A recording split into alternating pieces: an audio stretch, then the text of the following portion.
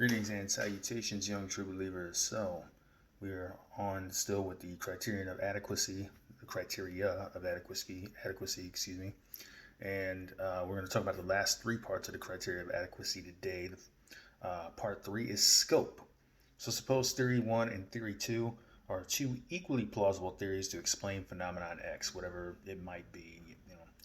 About 2 decades ago, there was a bizarre phenomenon of six five-legged frogs in uh, ponds in Minnesota, and you know, scientists wanted to explain it, obviously, and so multiple theories crop up, right?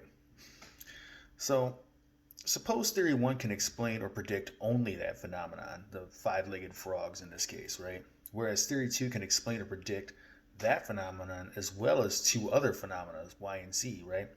Which one is better? We've got to conclude, obviously, that theory two is better because it explains more diverse phenomena, right? It has more scope, in other words, than does the other theory, right? The more a theory explains or predicts, the more it can explain or predict, the better a theory it is, right? And the more a theory explains or predicts, the less likely it is to be false because it has more evidence in its favor. Simplicity, right? So we talked about this. This goes back to Occam's razor, the notion that the simplest explanation for any given phenomenon is usually the best explanation, right? As Occam put it, don't go needlessly multiplying hypotheses, right? So recall our broken down car example, right? You immediately think, okay, is the battery dead? You check that. Is it out of gas? You check that. Is the starter bad? You check that. Is the alternator bad, right? Is the fuel pump gone out, right? But you don't start positing demons and extraterrestrials and poltergeists, ghosts, right? Because there are a lot of suppositions, right? A lot of assumptions that go into assuming that extraterrestrials have a grudge against you and sabotage your car, that ghosts have some, reason to haunt you and sabotage your car. Rather, the first five explanations are all very plausible and happen to people every day, right? So simplicity is a very desirable criterion of a scientific theory, right? And this is what's wrong. This is what plagues, if you will, right, conspiracy theories, because you have to posit that there's a shadowy cabal, right, of people who are secretly running the world, and somehow, right, they're able to keep this under wraps. They're able to keep it quiet, keep it a secret. Well, human beings are notoriously bad at keeping secrets, right?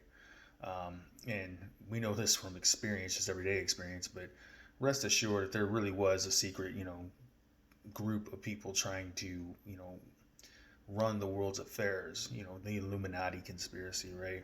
It wouldn't stay secret for long, right? All right. What's the last criterion? The last criterion is conservatism. So suppose you have a good friend, right? And they tell you with the straight face and they're sober, right? Some dogs lay eggs just like chickens do. Now let's assume further that your friend is being perfectly serious, right? They believe what they're saying. Would you accept this claim about egg-laying dogs? Probably not. And why not? Well, gang, this goes back to the concept of background knowledge that we talked about in, I believe that was chapter 4 on credibility, right? Your background information is that sum total of everything you know based on your formal education and your direct experience. Your formal education tells you that, yes, some mammals do lay eggs, right? But they're weird mammals, and they're only generally located in Australia, right? Like the spiny anteater and the duck-billed platypus, right? In your experience, common mammals that you're familiar with on an everyday basis, like cats and dogs, they don't lay eggs. They produce eggs, like human females produce eggs, right? But you don't lay them, right? So this claim of egg-laying dogs runs directly counter to both your formal education and your experience, right? It violates, in other words, the principle or the criterion of conservatism, right? So what is it? the criterion of conservatism has nothing to do again with the political theory. It says that other things being equal, the best theory is the one that fits best with our well-established beliefs. That is, with beliefs backed by excellent evidence or very good arguments, right?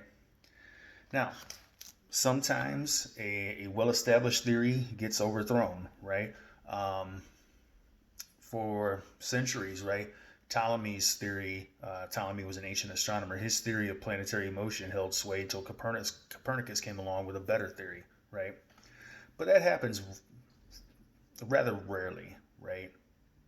And some theories, like for example, Newtonian mechanics, they don't get overthrown so much as they get subsumed under even greater theory, with a theory with greater scope. Like for example, Newton's mechanics, Newtonian mechanics, got absorbed into, I should say, Einsteinian relativity theory because relativity theory explained more physical phenomenon, right?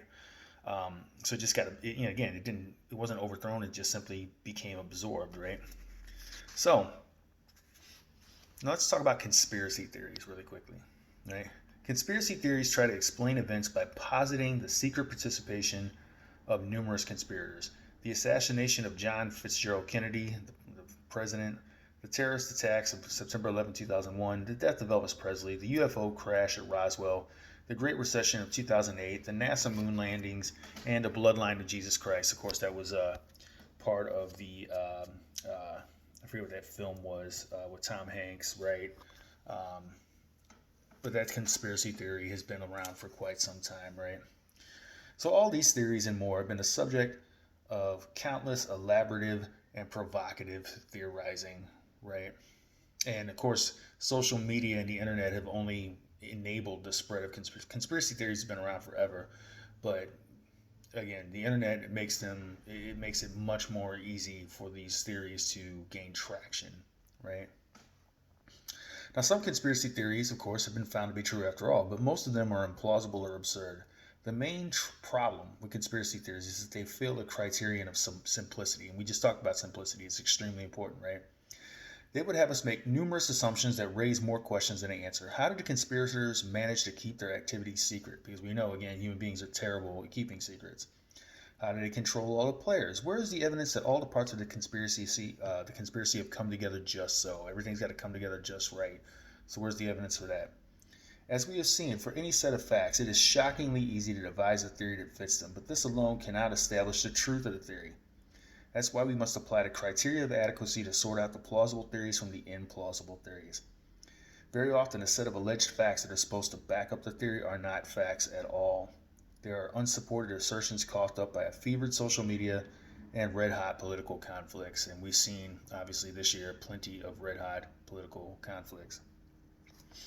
For those who eagerly believe them, conspiracy theories are what scientists call non-falsifiable hypotheses. There is no possible evidence that believers would accept as counting against their preferred theory. Every piece of counter-evidence is dismissed, ignored, chalked up to a government cover-up, or interpreted as actually confirming the theory. There is no escape from this prison of the mind except through critical thinking. Through a fair weighing of the evidence, a careful consideration of alternative theories, and an unwillingness to believe without good reason, right? So, beware of conspiracy theories. I mean, what's the appeal of a conspiracy theory? Let's just take the assassination of former President Kennedy as an example. Why is this so appealing? It's easy to believe that a lone assassin tried to kill President Reagan. Why is it easy to believe? In part because Reagan survived, right? Reagan survived, and so, oh, okay, well, yeah, one lone lunatic tried to kill him. Okay, no problem. But Kennedy was killed, right? So his assassination, the assassination attempt on Kennedy was successful. This leads people to believe that it's impossible that a lone gunman, a loser, right, like Lee Harvey Oswald would be able to kill the most powerful man in the world, most powerful person in the world. But it happened, right? Again, the only difference between the attempted assassination of Reagan and the assassination of Kennedy is that the latter was successful. So beware conspiracy theories.